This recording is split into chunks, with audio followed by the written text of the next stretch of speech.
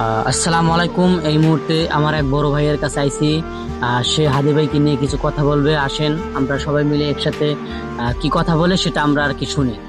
ভাই বলেন, আপনি কি বলবেন হাদি ভাইকে নিয়ে?